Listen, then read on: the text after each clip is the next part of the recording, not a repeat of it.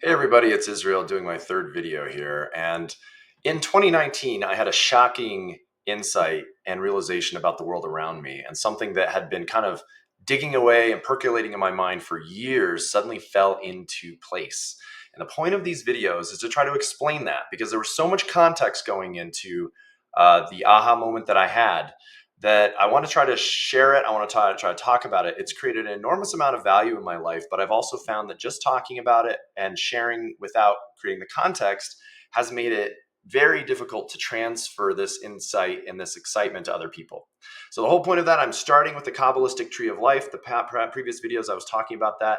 I want to dive into the Tree of Life a little bit, and I'm using one of the system designs here that I really like.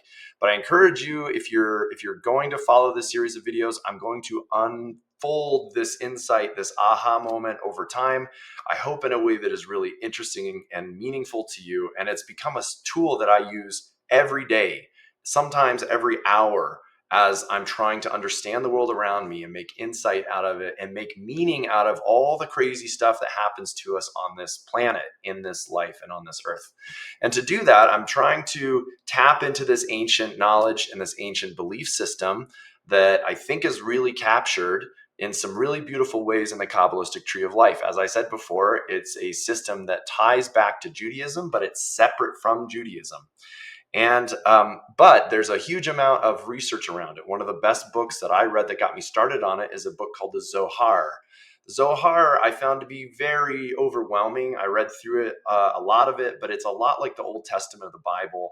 It's lots and lots of big stories, massive parables that are kind of overwhelming, especially as an adult. I know the Bible I learned as a child was a little bit more digestible. Now trying to wrap my head around those big ideas was a lot. I think that the point of all those stories is actually captured in this system. And I think we can study this system and come to a lot of the same conclusions that the authors of those stories were trying to help us find. And those conclusions are meant to make our lives better. They're meant to kind of inspire us and pull us into a new way of experiencing reality. And one of the kind of the triunes of this that I picked up on the Old Testament, especially if you read like Psalms or Ecclesiastes or Proverbs, is this idea of the triune of knowledge, wisdom, and understanding. These three words come together a lot: knowledge, understanding, and wisdom. Wisdom, understanding, and knowledge. Those three words. But what I'm getting at is that I don't think that those are the same thing. I think they're actually separate things.